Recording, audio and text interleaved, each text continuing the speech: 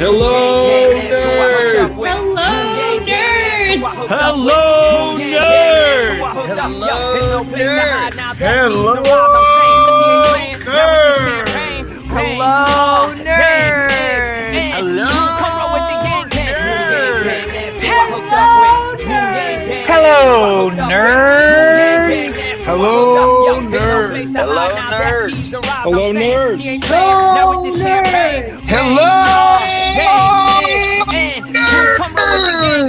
Hello, nerds! Hello, nerds! Jon Munitz, welcome back to the show, sir. How have you been? I'm doing great, Tom. Thanks for having me back, man. I remember still very well the first time I was on your show, you were hosting those debates. Yeah. And that was back when our man Yang was still a candidate, and we had so much enthusiasm and optimism, and there was so much unity within the Yang gang. Oh, yeah. Harmony. 2020 has been a different story a little bit.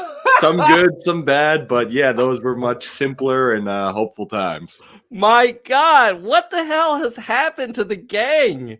It's crazy. I see every day I go on there and I see, there's obviously people saying, hey, I'm out, I'm no longer here, or I'm in, but the other half of the gang is completely nuts.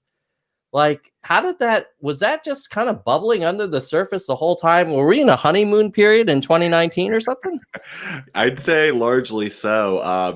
It helps when you have a clear unifying goal, which was getting Andrew Yang elected. Mm-hmm. But now the plan has become, a little bit more nebulous. I think some of us certainly see what he's going for and supporting the down ballot candidates, supporting Joe Biden's campaign to try and get Trump out and continuing to grow humanity forwards, like, direct giving program. Mm-hmm. But I think it's been hard for some people to get on board with that goal because, we were always a collection of, apolitical people who didn't have experience. And so this is the first taste of really being disappointed and then disengaging again. We had Trump folks who, were likely to go back to Trump if Yang wasn't the nominee. And then you're going to have some traditional Democrats within the bunch. So I think this was already destined to happen for the Yang gang one point or another. But it's, I guess, good that we're getting through it now because we are still growing. There are positive accomplishments along the way. So I don't want it to be all bleak out there. But yeah, this was bound to happen. I mean, I'm not sure how much you're comfortable talking about it, but I mean, obviously there was Heidi and you had a show together. Yeah, we did. And like, you don't anymore. Can you share a little bit of okay, how did that transpire? Like, what happened? Yeah, happy to do so. So we're on good terms. So I first want to put it out there. Mm-hmm. But what happened was Heidi, at the point in July, had decided that she was going to be making a career move. So she was an insurance salesperson, but she was getting this offer from the math movement to actually get a salary. And so she wanted to be a full-time political advocate getting paid. Mm. And so originally there was, some question about whether she could continue the show and work at the math movement. But there was some, general just conflicts about, new shows potentially arising. She was looking to do something with like Matt Skidmore and Heidi Day at the time. It turned out that was just Matt overhyping something that actually was not coming into existence. And she was just getting time constrained. And so we had a little bit of just heart to heart at one point, and we ended on good terms. So she's now supporting the math movement, and we're continuing to grow the Hill of Roses. Unfortunately, we're not at the point where we pay our volunteers, but we got 20 plus members still working for the cause. Yeah, it's amazing how there are quite a number of these kind of how would I call it? Like a little cottage industry of Yang Gang content creation. Like, I'm part of it and you are as well. Do you feel like there's so many small efforts? Like, is that a positive or a negative? I could see it being a positive because then everybody gets to give their own kind of perspective and there's this kind of rich diversity or portfolio of content. On the other hand, I wonder if it will be harder for us to have kind of like coordinated impact. What's your thinking? Like, should we get another 20 Yang Gang kind of efforts popping up tomorrow? Is that good or bad for us? Yeah, I generally see it kind of like what capitalism is in general. You try a bunch of ideas and some of it sticks and some of it doesn't. And I think it's good for people to try new things and try and deliver innovative content. But if you're someone who's thinking, I'm just going to make the exact same thing as everyone else just because I want to have my voice out there, then yeah, probably shouldn't consider it. You should try and deliver something that's unique and you feel is not being addressed in the current marketplace. I think overall, it would be good if we had some more consolidation in trying to give direction, but I think that's kind of hard to demand. I highly encourage people, if you have a creative venture that you want to get out there and get your voice out into politics, go for it. But yeah, I think over time we'll want to start, and this will come probably more towards 2022 and 2024 when new campaigns arise. But yeah, we'll want to have some organizations that are more in tune with delivering what news is out there, current events, and keeping the whole movement informed. What advice would you give someone out there who's thinking that they do have kind of a unique perspective that they want to share, that they think aligns with Yang Gang, Humanity Forward, Yang's kind of long-term mission? You've been at it for a while. I'm guessing you probably know it's not an overnight success kind of venture. Yeah, no. What sort of tips would you give the aspiring kind of content entrepreneur who wants to make an impact for Humanity Forward? So I think my first thing is you have to define a very clear vision of what you're trying to achieve. Second is don't try and reinvent the wheel if you don't have to. There are, as you said beforehand, a ton of content creators out there, and there are networks abound that are trying to get more people involved. So if you're, skittish on creating your first venture, potentially get involved in another organization's development process so that you can, start putting out stuff of quality, even if it's not your own face in front of the camera. And then once you're feeling comfortable, go on another program. Like, for instance, I had on Maya Songbird around the same time I had you on for your first interview. And, she had never gone on a podcast beforehand, but she wanted to expand her political voice. And so I had her on, and that really inspired her and gave her the confidence to try and create her own program. And now she's working with the Yang Gang Roundtable podcast, doing so. And I was on their program recently. So I think it's like explore going through other people's mediums. If you're still not sure yet, make sure you have a clear vision of what's going to differentiate you. Like, how are you going to sell your program to the masses to come watch? And then start creating. You're going to learn stuff. Some stuff is going to fail. You're going to adapt. Just keep focusing on being persistent at the end of the day. Yeah, the other thing I would add to that is, if you do have a channel or a podcast or a pretty kind of with Twitch or TikTok, whatever platform you use, and you're starting to get traction, and you see other people trying to start their own things that are also aligned with kind of our shared goals, do your best to do a lot of collabs and get them on your show, because if everybody helps each other grow, like it's a win for the movement. And I would encourage every Yang Gang creator, ourselves included, to have other creators who have smaller audiences on our shows, because that's like how the whole system works. Like, if everybody did that, the whole ecosystem would grow. And so I know a lot of us already do that, and I think it's great whenever that happens, and hope to see that continuing to happen, and maybe even more so. Yeah, no, I wholeheartedly agree with you. Frankly, the first way we ever got traction for the Hill of Roses, back when it was a channel and not a network, is I did this activity back in around March, April of 2019, this thing called Pod Madness, which is, if you're a sports fan, you've heard of the idea of March Madness beforehand. But we basically had it become a competition between podcasters in a tournament bracket format. And it was a great moment to be able to connect with people like, Kyle Kalinske from Secular Talk, all the way to Michael Brooks from the Majority Report and the Michael Brooks Show. So it was a great exercise because you know what, content contributors like us, we can still be somewhat humble, but we have a little bit of an ego. And so if we see our names included in something, we're like, hey, we want to be competitive. Let me retweet this. And then all of my followers then see your, poll. So I think you should always try and find ways to get other people who already have audiences engaged with your content so that their audiences start to become your own. So, John, what are your thoughts on the state of the race and the choice facing us for, I guess, 20 plus days from now? Yeah. What are you observing, and what's sort of on your mind? So there's a lot, given that we're first and foremost a movement that's focused down ballot. I'm encouraged to see all these races that are going across the country. And we're starting to get our own organization in, phone banking for some of the candidates that we've endorsed so far. But, I think some people want to hear, obviously, the Biden stuff. I think it's a wrap. I think Biden's going to win this election. My biggest concerns is not that we're not going to get enough votes. It's that the voting is going to get counted short.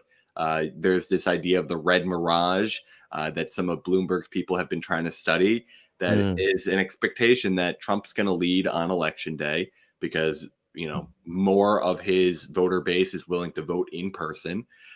Something like 5% of Democrats intend to vote by mail. And so we're going to start having our votes come in, trickling in slower and slower. And this could take more than a week in trying to count the final results, but it's going to slowly keep coming back to Biden. And so I think we're going to have the votes. I just worry that they're going to try and use the court system to stop the vote counts short. And so that's my main concern. And, potentially the peaceful transition of power. But I think we have a lot of encouraging stuff down ballot that's where we're putting our efforts, because if this was maybe a more competitive race, maybe we would think about doing some actions to the top of the ticket. But right now we see Biden as a clear favorite to win, barring the election being stolen. Yeah, I mean, it's the whole difference in vote by mail versus vote in person when you split it by party is quite striking. I mean, this is let me just quickly share a chart from Pew. So here you see if you lean towards Trump, you are much more likely to want to vote in person on the day of the election. But if you lean towards Biden, you're sort of the inverse, much more likely to vote by mail. And so, as you mentioned, the in-person election day counting may start coming in way earlier than counting and opening all of the mail ballots. And so I think that goes to this red mirage where you're talking about, well, the people who come in and vote on the day in person, like, they're going to be more likely to be Trump supporters. And so what happens on November 3rd in the evening, as they start saying, 12% reporting, 18% reporting, it's going to show this big Trump win. And then when they finally open up all of the Democratic ballots, it's going to look like, I think the president will say that it's being stolen before our eyes, and like no one's ever seen it before, the greatest tragedy since Lincoln, blah, blah, blah. How do you think, like, as a country, we're going to navigate that?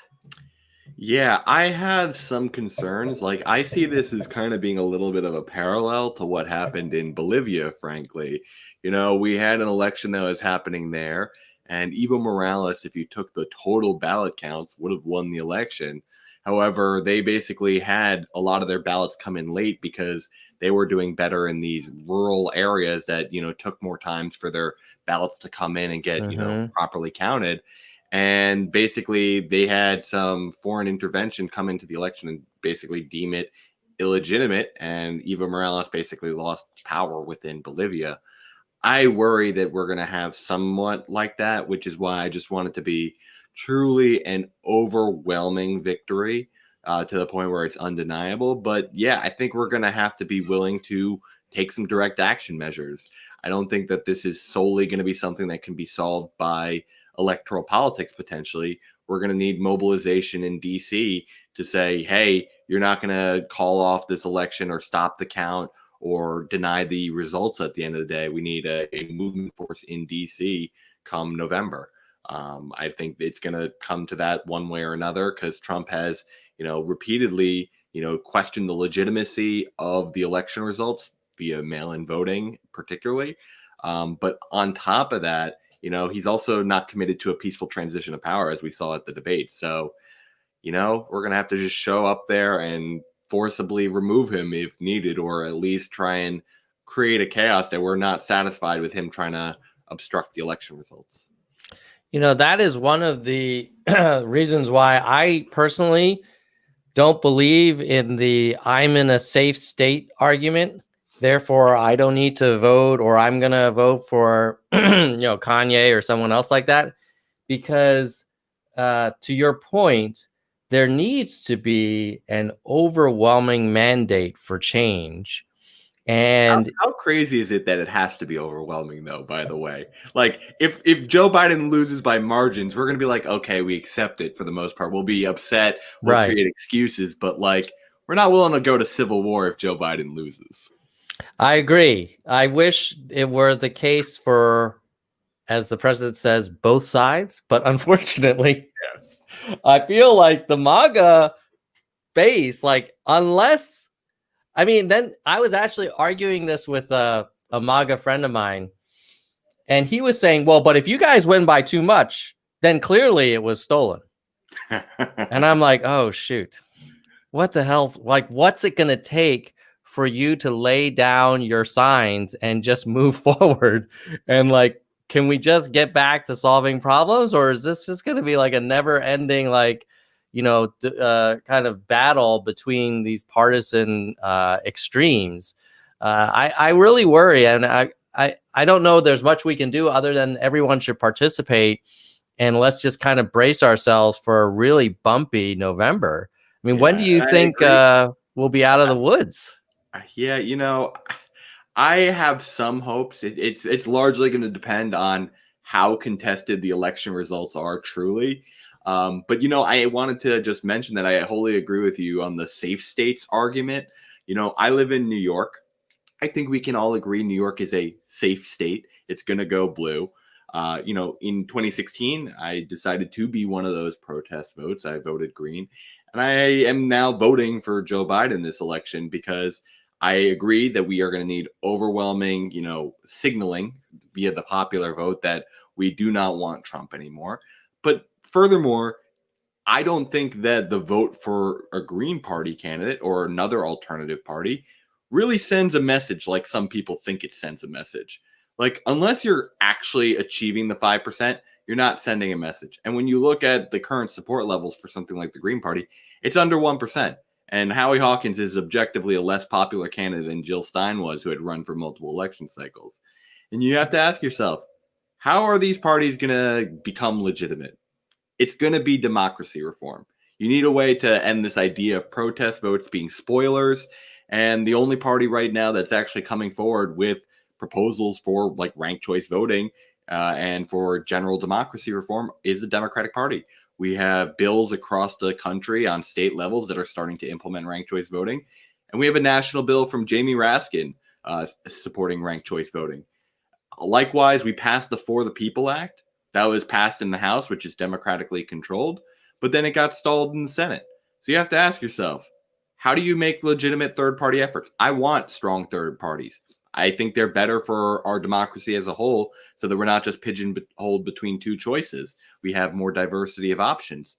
But that's only going to happen if we get democracy reform, and that's only going to happen if we have Democrats win elections, in my opinion. Yeah, I kind of agree with you there. There seems to be a belief that even if we get one or two electoral college votes for a third party, it's going to send a really strong message to the rest of the country. The interesting thing is, if you look at the data in 2016, let me share what happened for just a little trip down memory lane. Actually, Faith Spotted Eagle in South Dakota did get 1 electoral vote. In fact, Colin Powell got 3. Right? But what did that do? Yeah. Like who here is talking about Colin Powell's vision or Faith Spotted Eagles? Yeah, like, to be honest, I am certainly a political junkie. I had not even known that. Like, that messaging clearly did not make much of a protest vote or signaling that these two candidates weren't acceptable. Yeah, I just don't think it does as much as they think it does. And there's a lot on the line between Democrat and Republican, and I completely reject this notion that they're the same. They both have problems, but they're not the same.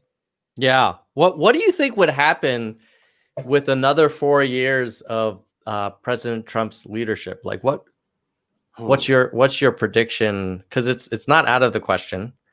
Yeah, so I think what we're going to largely get is somewhat of what Trump is actually advocating for. We're going to increase our military spending more. We are going to continue to cut taxes and increase deregulation. I think we're going to stall even longer on making progress on climate change issues. I think we're going to see increases in, cruel methodologies to disincentivize immigrants coming over to America. That was largely what the separation of children was supposed to be. It was a deterrent. And I think there's going to be largely potential destabilization of our education system further under, a Betsy DeVos run, education department. And I think that's clear when they're advocating very strongly and very consistently during these conventions for school choice programs that I think are going to help undermine the budgets of these public school districts. And frankly, we're going to have a court system dominated by conservative judges for decades because these are going to be still lifetime appointments, and they're going to fill more seats because we did leave a lot of seats for them to fill from the Obama admin. So I think there are a lot of different things. I don't want to go to the extreme yet of saying, well, Roe v. Wade's 100% going to be overturned and abortion's going to be illegal across the land. I don't know that yet. It's certainly a possibility, but there are some things that you can clearly see that are top of the mind objectives that they're going to continue doing and already did during 2016 to 2020.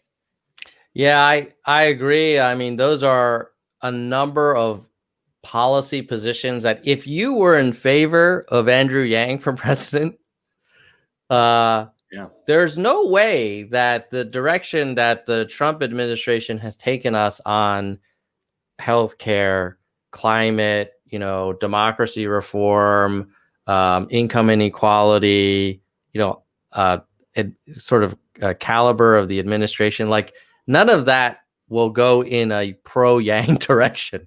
Yeah, right. You're so right to bring up healthcare too, because that's like right now in the court systems deciding on the legitimacy of the ACA.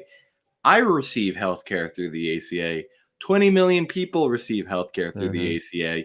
That can just vanish. I know a lot of the people here support universal healthcare. They should. Guess what? I'd rather get to 97% coverage than stay where we are at 91%. Or go all the way back to the near 80% range.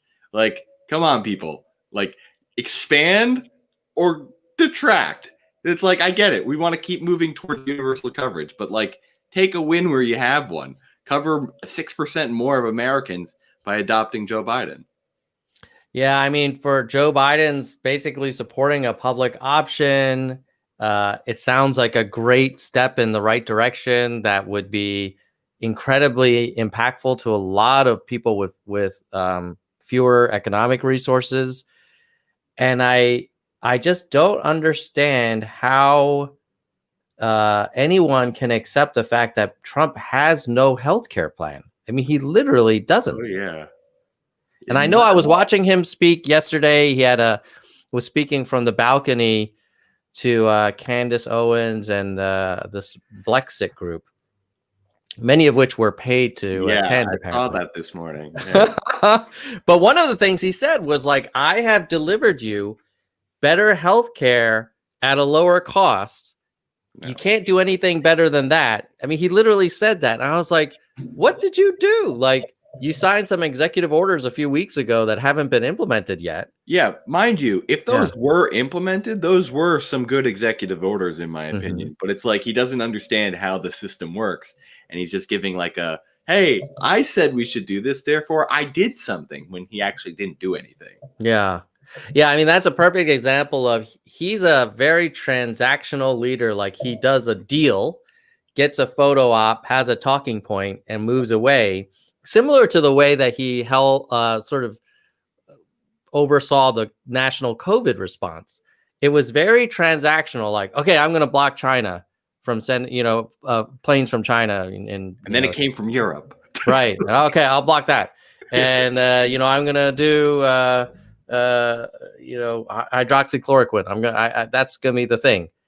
And he doesn't seem to really want or be able to think about things in a holistic way with like layers of complexity, and then have the as I guess Yang would say, he's not an operator. Like he's not someone that can execute and follow through. And the thing that worries me even more than all of those key platform issues that you described, which I totally agree, Trump would kind of move us in the wrong direction even further, is we know if you look at history, every presidential term has to deal with a major unplanned crisis. This time it was COVID-19. I don't know what next one. It could be some crazy climate stuff. It could be another country, some conflict. It could be depression. Who knows, right? It could be like violence, like increased violence between two sides of the country.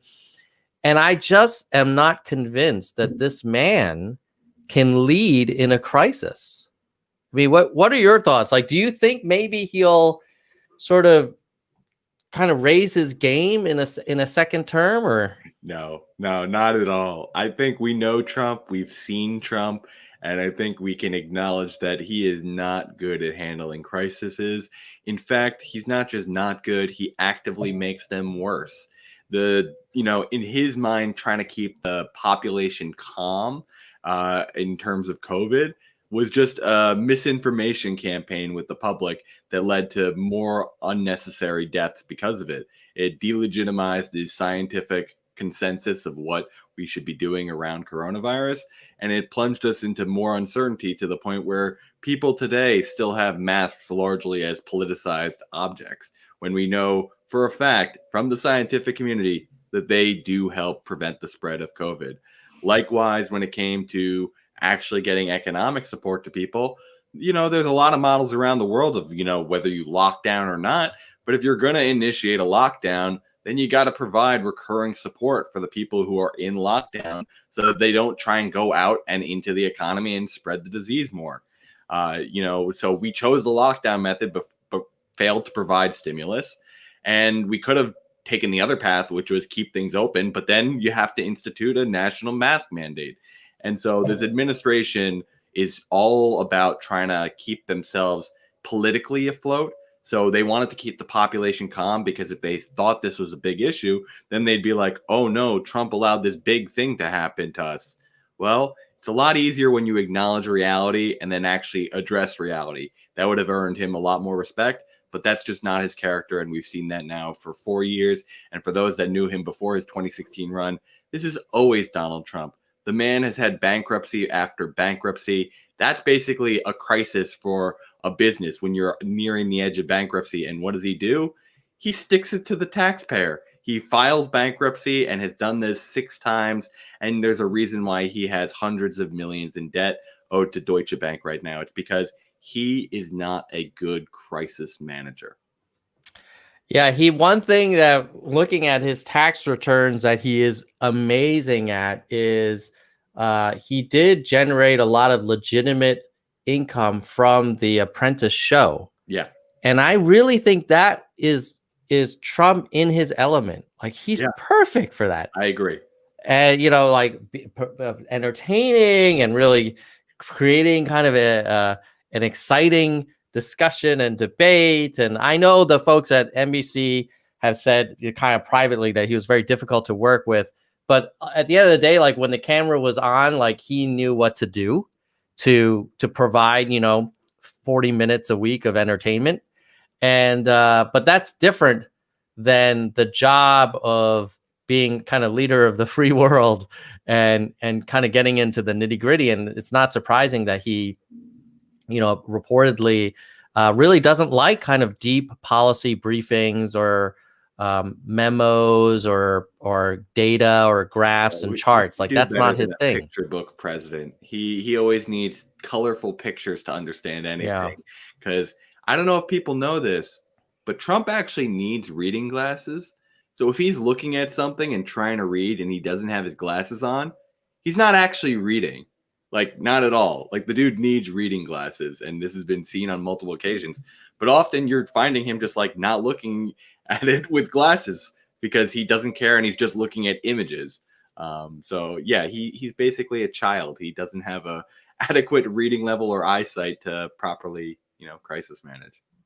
Yeah, the funny thing is, have you seen that that Regeneron ad that the Lincoln Project put together? No, I have heard of it, but I haven't seen it. No. All right, let's look. It's only a few seconds. I'll put it on for all of us to enjoy. It's pretty funny. Hold on, let me go here. Feeling great, and that's what I want for everybody. Hi, perhaps you recognize me. It's your favorite president. We got back a day ago from Walter Reed Medical Center. I went in, I wasn't feeling so hot, and within a very short period of time, they gave me Regeneron. A short 24 hours later, I was feeling great, and that's what I want for everybody. If you're in the hospital and you're feeling really bad, Regeneron. We have hundreds of thousands of doses that are just about ready. You're going to get better. You're going to get better really fast. Regeneron. Because I feel great. I feel like perfect. I want to get for you what I got. Regeneron. And amazing things happen. You're going to get better. You're going to get better fast, just like I did. Oh my God, dude. I mean, in a weird way, I know that was cut and obviously edited, but he's really a good pitch man. Oh yeah. Yeah. He knows how to sell products. I mean, if you know his business model, he's not a particularly great construction guy. He's good at licensing his name out to stuff. Yeah. He's a salesman at the end of the day. And I have to say, it's just hilarious that we basically have like a used car salesman basically as president here. Because it's just like, there's a couple funny things there. Like, one, like the fact that he has to remind people, like, hey, guess who it is? It's your favorite president. like, oh, we don't know that already? We've been focused 24/7. But then the second part is like Regeneron itself. Like, that's an interesting thing too, because I'm pretty sure that had some stem cells inside of it for the medication. Mm-hmm. And so I asked my pro-life friends out there, what's up? Like, you okay with this now? Like, you want everyone to have stem cells? Like, I'm okay with this. I'm a pro-choice person. As much as I recognize abortion is wrong, I think we should allow that. And I think we should allow stem cell research because it's helpful. But for pro-life people out there that are like, any stem cell use is like basically the devil's work. Come on, this is your president now doing this.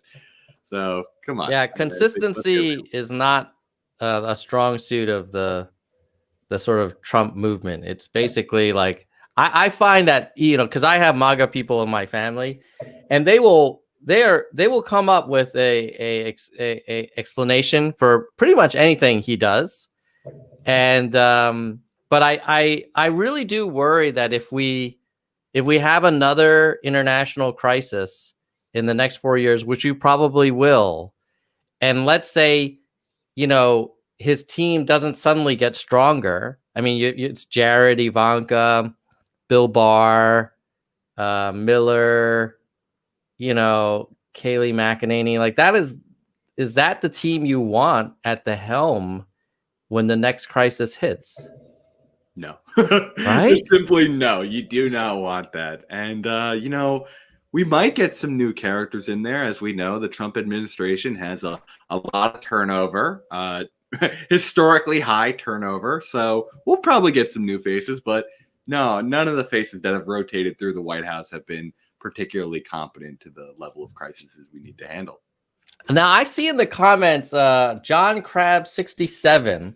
And he's making a point that I've heard a lot of Trump supporters make, which is, hey, Obamacare caused my prices to go up. And the prices of the ACA have even gone up more recently. And I was curious, like, how would you respond to challenges to the ACA? Yeah, happy to do so. So first, I want to acknowledge that the ACA is not my perfect plan. I am certainly an advocate for universal health care, and there's a large reason for that that's related to the individual mandate. So the individual mandate is what was keeping the prices low because we now had a more, spread out and diversified risk pool for insuring people that now had a lot more healthy people having to buy into the plan or paying a penalty to still fund the plan.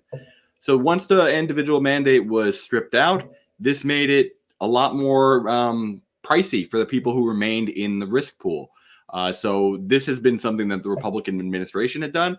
And I don't necessarily disagree with removing the individual mandate because I think requiring people to have health insurance that don't necessarily need it and you're not necessarily providing it to them can be cumbersome. I think if you're going to have a mandate that everyone has insurance, you should be providing everyone with insurance.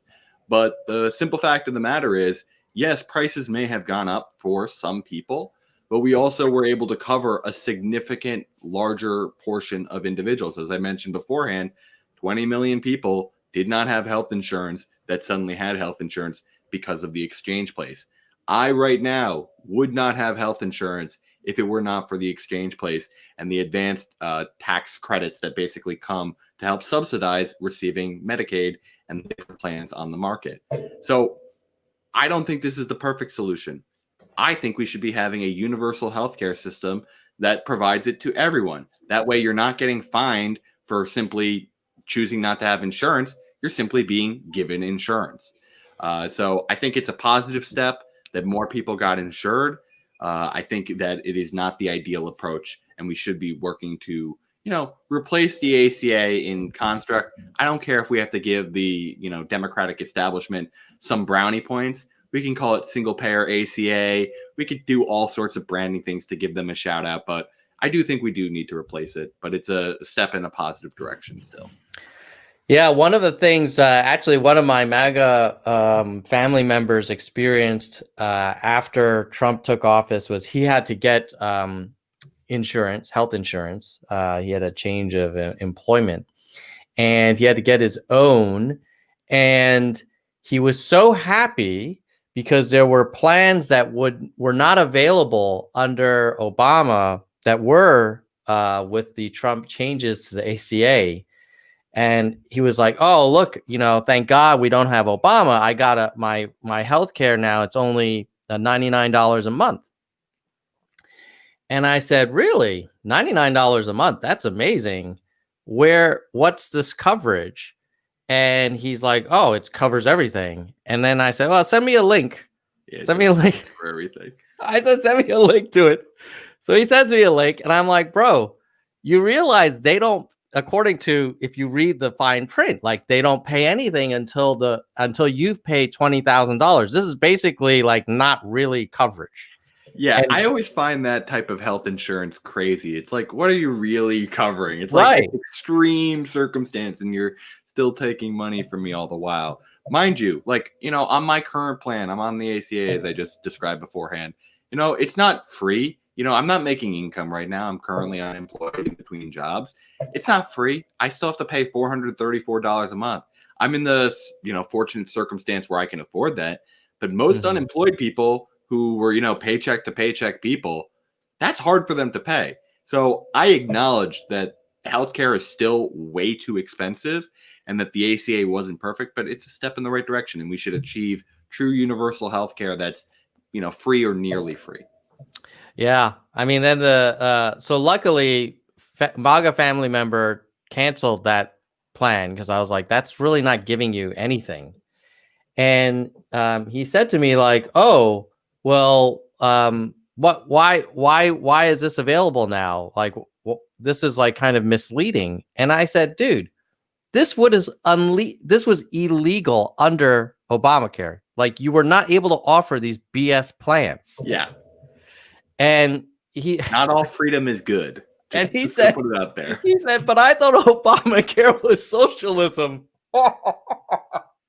Dude, and I was like, bro, Heritage Foundation's plan. It was basically what Mitt Romney. Yeah. Like they just don't get this shit. It's the Mitt Romney plan. It's the Heritage plan. It's a plan they use in Switzerland. Like it's a lot of.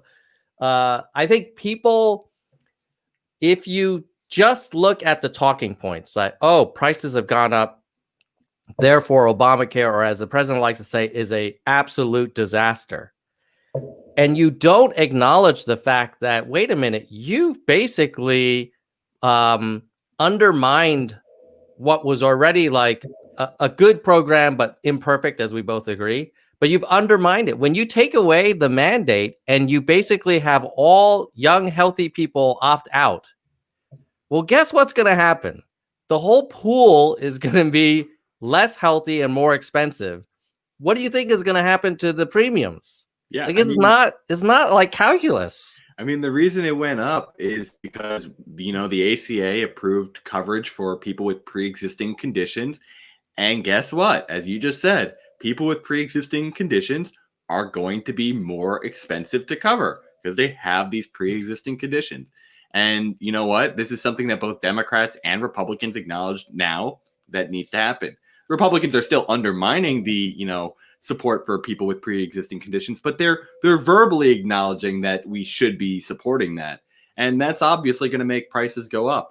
The problem is that you're passing along this directly to the consumer compared to trying to have it be paid for by a distribution through taxes so that it can be progressively funded and that the wealthier are taking more of the burden instead of the more sick.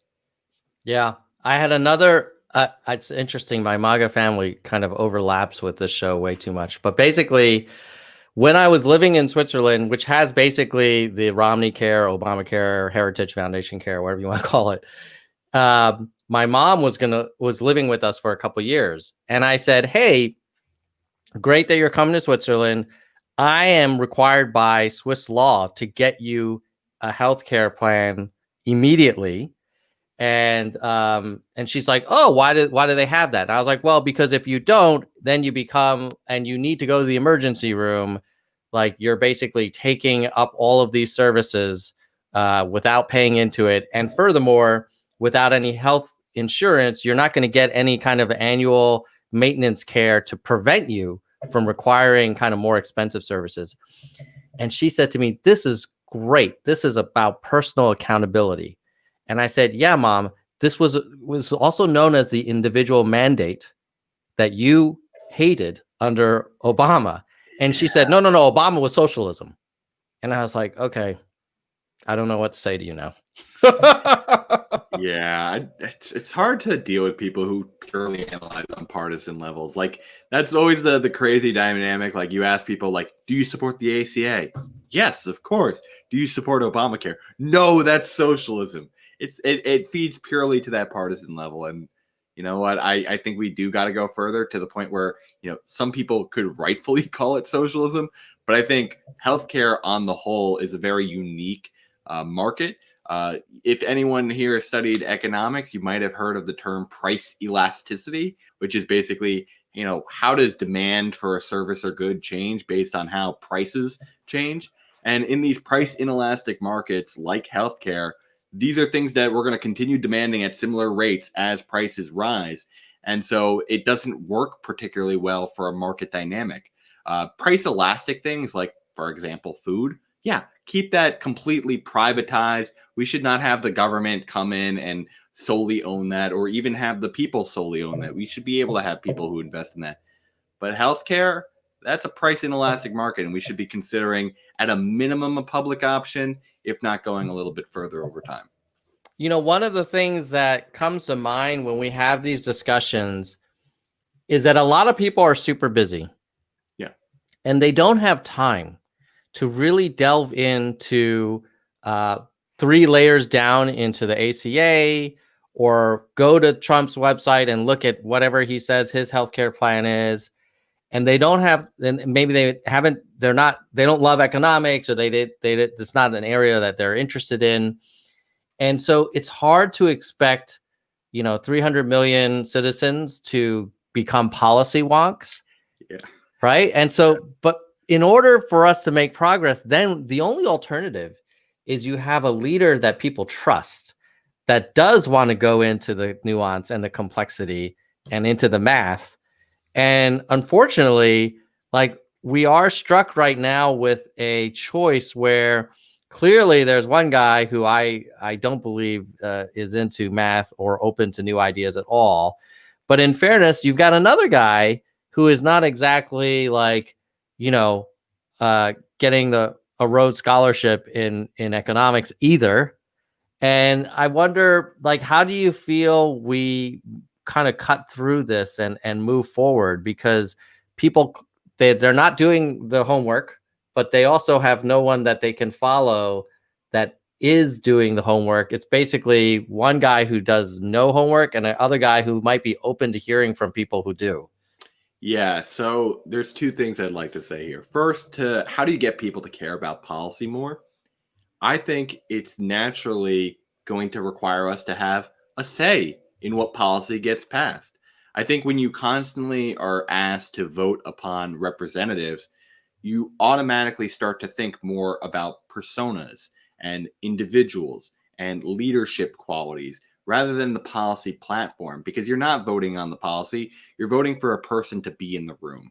But if you get the ability to vote on legislation directly, as some people might have with their ballot initiatives on state or local levels, this makes you actually have to think about the policy itself. And this more likely is going to make you think about policy in general. So why don't we try and bring these ideas to the national level with a national ballot referendum that can be done annually? It makes it a lot easier to advocate for, election day to be a holiday if you're voting on something every year instead of every other year or every 4 years. So that's part one. I think we get people to focus on policy more by giving them the ability to vote on policy more. But then the second point of, like, how do we move forward from two people who are not exactly the most data focused individuals?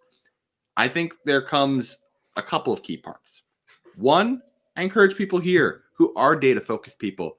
If you want new leadership that cares about data, be the new leadership. Run for those leadership positions. That's one.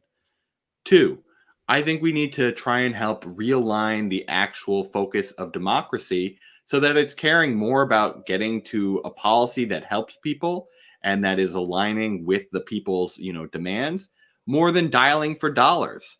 Right now, you're not going to be able to get people who care as much about the data when 2/3 of their time is being spent fundraising. So I think if we can combat that, they're going to have more time to dig through the data or hear from constituents who care about the data. So I think that's going to be a big respect as well. And then the final thing is, you don't have to run for office all the time to have a change. There's a lot of these direct action measures. Get involved in trying to inform your community. Get involved in these policy advocacy organizations. Be that rational voice that cares about it. And in turn, if you're friendly to others, they might start caring about those same values you're espousing as well. So get involved. It starts with ourselves. Let us try and vote on more policies directly, and let's reform our campaign finance system so people can focus more on policy instead of dialing for dollars. Jon, you mentioned that more people should run for office.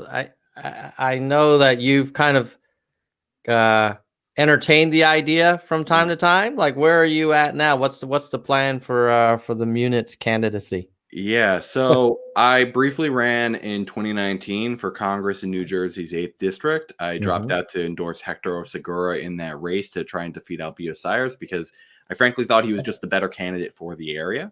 My thoughts are, there's a couple lessons I took from that process. I want to kind of get to the established life point where, I have a family, I've built, roots into a community. And so I see that being something I'll consider for the 2030s. And I want to be involved in, helping the national movement grow through the Hill of Roses and through other campaigns. And, also hopefully starting to figure out where I'm going to plant those seeds and settle down, because I think it's important to have somewhat of a support network and to feel grounded where you're going to be. So you're not just like a flight risk for the district. Because, for example, when I ran in New Jersey's 8th District, one concern was, I was not a lifelong native of the district. There was nothing that was going to necessarily keep me there if I did a bad job. I could just easily move because I had only lived there 3 years. So I think you need something that kind of says, I'm here for you. I am actually a stakeholder in the community itself, because if the community suffers, I'm going to suffer as well. Right on. Well, I think what you're doing with Hill of Roses is absolutely moving the ball forward. There's a lot of ways to contribute, and running for Congress is one of them. But it's probably one of 100 ways to do it. And who knows? You might have more impact with Hill of Roses than being a safe vote in Congress too.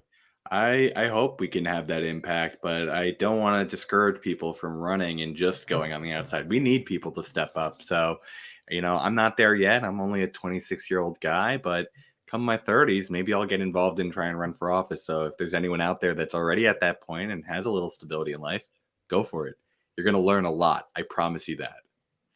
We have a question from Bear for president. Yeah. How will the next debate between Trump and Biden play out?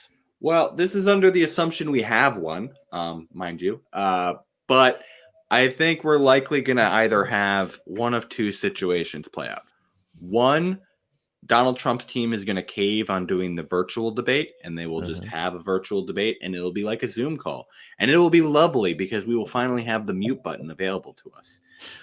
The second alternative is that we have the delayed debate. I think they wanted it for 10/24, I think was their target proposal.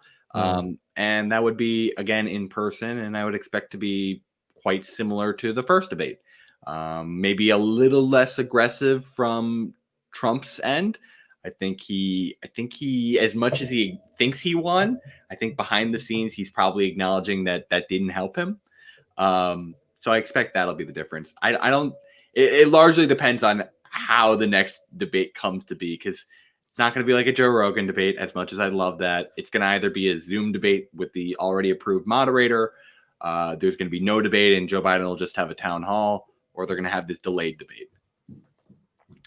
It is such a freaking travesty that as a country, we were promised 3 presidential debates. And if you believe what the president says, and now what the Commission on Presidential Debates has said, that second one is off completely. So now we as a country went from 3 presidential debates to 2. And half. I don't know if we count the VP debate as a presidential debate. Okay, yeah. And the VP one was already scheduled. So we've gone for, if you count VP debate, we went from 4 to 3. Yeah. And where's the outrage? Like, what the heck? I, as a citizen, am entitled to my debates. The debates are not as valuable anymore because I think, A, these are very well-known entities. We know who Joe Biden is. We know who Donald Trump is. So I feel like there's just not as much undecided pool there. But beyond that, it's just like the format of how these debates are run are really unproductive. I think that there is not a lot of information that is actually getting espoused by these individuals. It's turning into a lot of pot shots. And I think if you saw the first debate numbers, it was around like 69% of people said that they were annoyed by the debates. And that's because obviously Trump was kind of a lot, but B, there wasn't a lot that was discussed that was going to directly impact people's lives. Like there was a lot of like hollow platitudes and, more, for these elite bubbles, like the courts things, there's going to be another thing that's, it can have impacts, but it's hard for you to see how a court tangibly impacts your day-to-day life for a lot of people. I know it does, but it doesn't get to that kitchen table issue a lot. And I think that's really lacking in these debates. And I think it's also just like, it's just a shouting match at the end of the time. So I don't know. Yang had his own struggles with the debate format. As he said, it's reality TV. It's not a real debate. And I tend to echo those sentiments. For all of the limitations of these debates and how maybe they don't have the in-depth kind of conversations that we'd want to see, I do think we learned a lot from that first presidential debate. We got more data. Some of it was noisy data, but we got more data. And the two sides committed to having 3 debates, and now they're giving us 2. And as a citizen, I find that very disturbing, and I'm outraged. Like, this is a huge election. And one side has basically said, I'm not going to participate. I'm not going to let you evaluate me. And so rather than going for 3 job interviews, I'm just going to show up for the first and third. Like, how does that work? No, you're not going to get the job in my book. Like, you don't show up. You know, you say you're so healthy, but you're afraid of a virtual debate. Like, what's the problem? Yeah, there's a couple things there. Like, I hope you're right. I hope the American people will say, hey, you know, we've done this interview and you skipped a step. Yeah, you're not qualified for the job. But on top of that, I find this whole notion of skipping out on a virtual debate hilarious because, you know, Trump will take oodles and oodles of phone calls from Fox News and take interviews there virtually, but he can't do it for a debate. Like, seriously? I mean, come on. Like, Americans across this country are having to deal with this in their own work environments of using Zoom. Do it yourself, Mr. President. It's not that hard. I assure you. Like, you'll actually maybe even look better in that format because, like, this is a cheap shot. I admit this, audience. But the dude's rotund. He is an unhealthy individual when you see him live. Like, it's even more clear. Like, you know, you get to see me here on this video only from the neck up. That's the part he puts all the makeup on. He gets his hair ready. You no longer see the gut. You could be a totally healthy individual. And this is coming from someone who also has a gut. So I'm not taking pot shots at a group that's not my own as well. So I think Trump needs to step up to the table and show that he's confident to debate in any format because he really needs to take as many shots at changing the needle as possible. It's very strange. And the other thing I've heard from some of the Trump supporters is, oh, if it's virtual, that Biden will read off an iPad. And I was like, what are you talking about? Like, it can be virtual and Biden can be it's not going to be like he's in a dark room by himself, left to his own devices. This will be done by the Commission on Presidential Debates. It would have been like in a different studio. Like, it's not like Biden's going to like hire someone to act like Biden. What is this whole narrative about? Oh, Biden will cheat if it's a virtual debate. You're going to have some like follow up of like a Donna Brazile feeding questions to have a teleprompter ahead of time. And even if that's the case, and like, let's say Biden's able to cheat. Well, okay, Trump campaign, you can have an iPad in front of you as well. Let's hear it. Like, just because you have your most polished version in front of you of what you're going to say, like, I'm okay with this. Let's see what your shiniest turd looks like. Yeah, that would be funny to see like an open book exam in college, like an open book. Right. Like, I want to know what notes he brings to the test. Yeah, be like, hey, bring as much Sharpie as you want, and good luck to you. See, I think it'd be awesome if we could just get them, like Andrew Yang has talked about this before, but like, give us a PowerPoint presentation. I'd like to just see like one person presents, then the other, and like you could have 10 minutes of questioning from the opponent. Like that would be great. Yeah. One thing that I hope Biden does this week, if I were on his campaign, I would pitch to Joe. I would say, hey, bro, you and Kamala should host a joint town hall. And the two of you should show the country like how your vision, take questions, like work like a team. I think it would be like a really breath of fresh air. Or if Joe wanted to really do something awesome, he should have a panel discussion with him, Kamala, Andrew, Warren, Pete. And then people could say like, oh, wow, this compared to Ivanka, Don Jr., Eric, Jared. I would love to see the cabinet. That would be a great thing. Like, maybe it's like you could have it be a series of conversations. Like, here are all of our considerations for who could be Secretary of Defense. Mm-hmm. Let's talk about that. Here's our candidate for Secretary of Labor. Let's talk about that. Like, have a series of almost like, oh, here are the potential people. Yeah. And they're all sounding like smart experts in the room on these variety of topics. Yeah. Like it's, you could say, I know they don't want to pre-announce who's going to be what, and they don't want to like upset people or they haven't made up their mind. It'd just be like a Friends of Joe kind of panel discussion. People can do the math and they'll be like, okay, well, this is probably going to be like candidates for his team. and like, oh, do I like DeVos or Barr or Jared versus Pete and Andrew and Elizabeth? Like, I don't know. I mean, It's a pretty that's one clear of my choice. compelling arguments. It's just like you're not just voting Biden or Trump, you're voting for the whole administration and the people they are able to appoint as well. There's just so much more that's being voted on than just two old men. Yeah, it's a whole team. I mean, you're hiring a team, and the Trump team, like we've seen what that looks like, and I know to your point, it does change every 6 months, but like we know the general caliber of the people and their values and their integrity. The best people. Yeah, only the best people. Only best. Well, John, I know we're running over, but I wanted to thank you for coming on the show, buddy.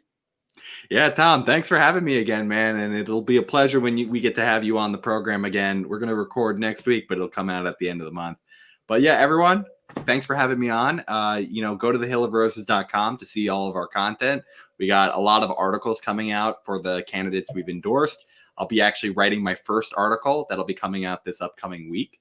I'll be talking about Dr. Al Gross. So you'll all get to see me talk about him. We have even comics that are going to be coming out at the end of the month. A lot of good stuff happening there. Check us out on all the social media. You can find us on YouTube as well at The Hill of Roses. And then if you just want to hear me specifically, you can always go to Twitter at Jon Munitz. But Tom, thanks for having me on again, man. It's always a pleasure to get to talk to you. Yeah, it's fun. I look forward to switching seats, and I'll be a guest on the Hill of Roses, and I'm sure we'll have plenty to talk about. We are. I'll just give everyone a hint out there. The subject is largely going to be nerds. Like we're going to dive into the aspect of nerdiness because that needs to come out more in politics, and I love that you're bringing that forward, Tom. Right on. Well, I will never turn down an invitation to talk about that topic. Well, with that, John, I think we'll say goodbye, nerds. Goodbye, nerds. Love y'all. Come see us at the Hill of Roses. Go check out Hill of Roses, everybody. It's a good place, and make sure you subscribe.